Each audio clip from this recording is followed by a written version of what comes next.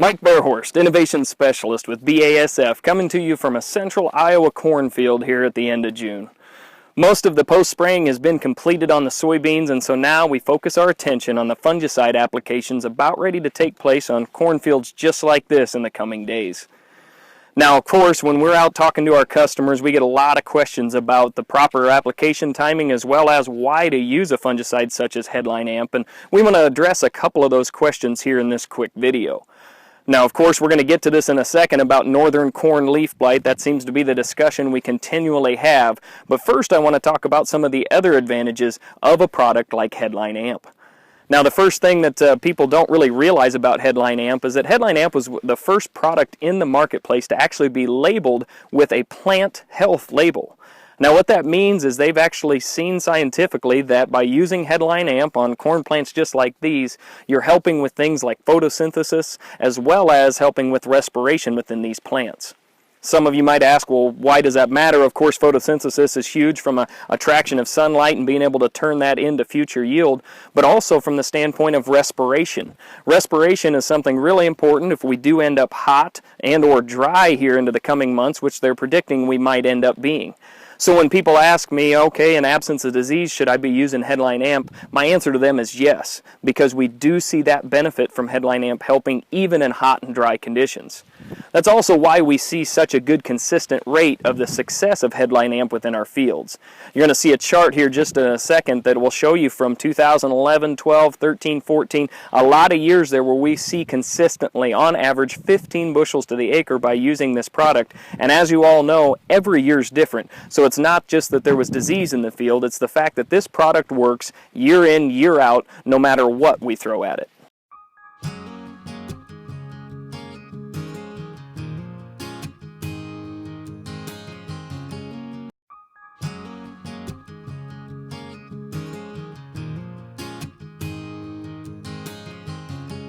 Hopefully that data has shown you a little bit about how you can be confident in a product like HeadlineAMP regardless of the scenario in your fields, and why you should be using it no matter what's going to come at us here in 2016. But we also want to, of course, focus our attention on disease here in the field as well. Everybody keeps asking us, what are we seeing, what are we finding in these fields right now, and I can tell you we're finding quite a bit. Northern corn leaf blight seems to be rearing its head again, and we've pretty much had the conditions that it likes here for the end of June and the first part of July.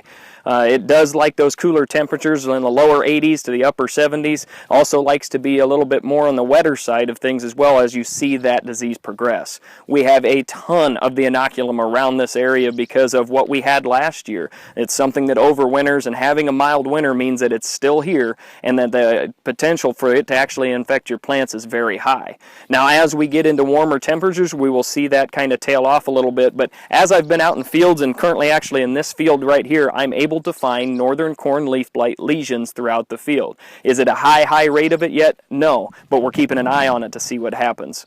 The other things that we've been seeing here too is the early onset of gray leaf spot, which is actually fairly early for the season that we normally see, and we're also seeing some rust, which sometimes gets up here, sometimes it doesn't, but in every field that I've been in, I've been able to find both of those instances.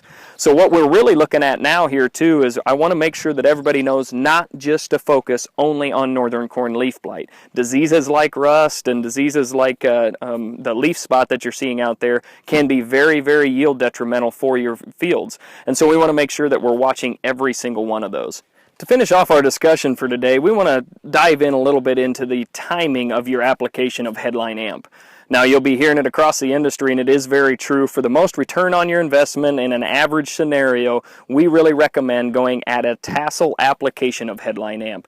And what we mean by that is as soon as that tassel is exposed, we recommend getting the HeadlineAMP sprayed on your fields. Now, in some places you're going to hear guys say, wait until brown silk. We'll tell you, do not do that because you lose a lot of time frame between the tassel to the brown silk that could actually be helping you build the yield within that plant. The other thing that we wanted you to keep in mind too is that a tassel application isn't always the best recommendation.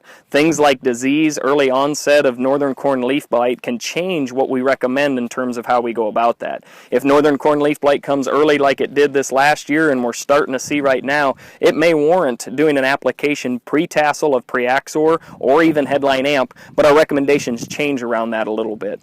If you have any questions about any of the stuff that we've discussed today in this video, or any questions about the timing that you should be spraying your HeadlineAMP, please do give us a call. Innovation specialists and business representatives from BASF are always willing to talk with you about your applications of HeadlineAMP. This has been Mike Bearhorst, Innovation Specialist with BASF, out in a central Iowa cornfield. Happy to be bringing you the information about HeadlineAMP and fungicide application. Thanks for watching.